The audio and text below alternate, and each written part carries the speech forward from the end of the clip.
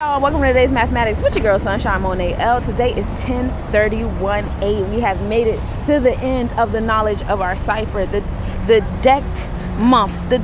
decan month, the month of swords, air energy, the Oba scales, being in tune with the ketters and taking the downloads from the air, the celestial air that's been blowing the celestial seeds that we put up in the sky during Virgo harvest season. And we move in so much gratitude. Our hearts are full. Hopefully you guys have been utilizing these Oba scales, these scales of my yacht to your liking. Hopefully you guys have been utilizing your swords, wherever those swords may be in your chart, whether you are actually in alignment with Libra or you're in Aquarius or Gemini, all are in alignment, like being the birds in the sky. Libra is associated with the raven energy, always looking down and seeing from a really dope vantage point, right? Like if you're flying above earth, water, and fire, you kind of see everything and how it all connects and how it all brings into one, which is why why air signs is associated with bonds and different levels of socializing. But this particular level of socializing was all about the interpersonal relationships, bonds and contracts, marriages, romantic relationships as Libra is Venusian ruled, business relationships as Libra is Venusian ruled. And we made it to the end. We made it to the fourth decan of the month. On the fourth day, as 3-1 does add up to 4. 3 is a number of understanding. Some challenges may happen today. Some pushback may happen today. But it's going to bring you knowledge at the end of the day. So allow it to bring you the knowledge that you deserve, that you need. You know what I'm saying? When that three is expression, creation, emotional energy. Utilizing your emotional intellect is key here. Using your intellect when you are expression and creating is key here. All of those fun things are key here. But it also brings you to a realm of foundation, as we enter in the month of mastery tomorrow. Ground yourself in this air energy and stay in alignment, right? So we're in that 3-in-1 energy. We're creating with our intellect, we're using emotional intelligence, all that fun stuff. We done created the foundation. The 4, we're in Chesed, which is mercy, being nice, being kind, being in alignment with my yacht.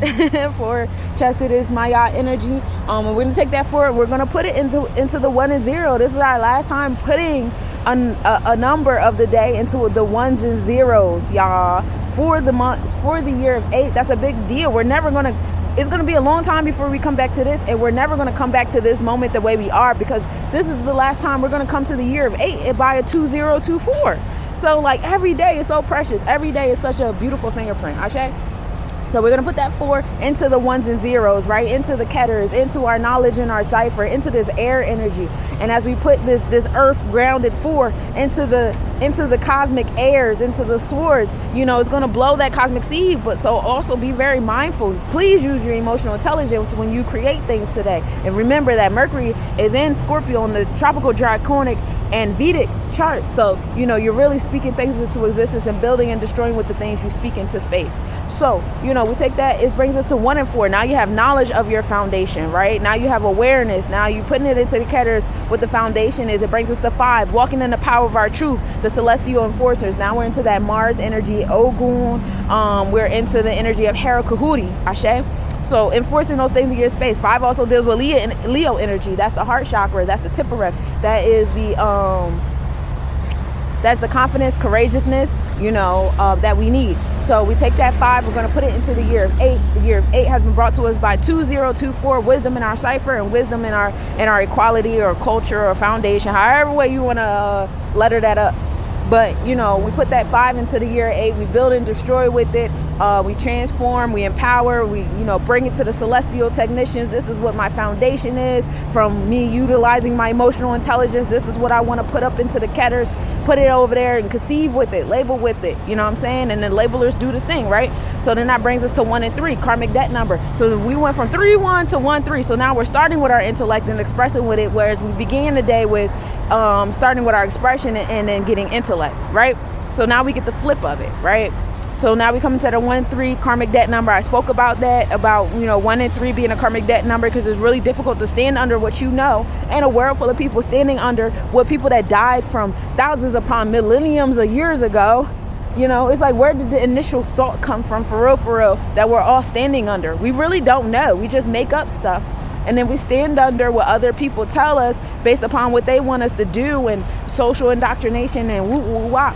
But when you come into a sense of empowerment, intellect that makes you want to stand under what you know, it's a lot of pushback. It's a lot of Saturn energy. It's a lot of challenges. But we move in gratitude for the opportunity to experience them. So overall, today is a day of force. Today is a day of foundation and creation. 4 is a day of Chesed. This is the energy of Mayat, and we move in gratitude. Also, this being the last day of the month, this is a good day to be grounded in what it is that you're doing, how you're doing it, all that fun stuff.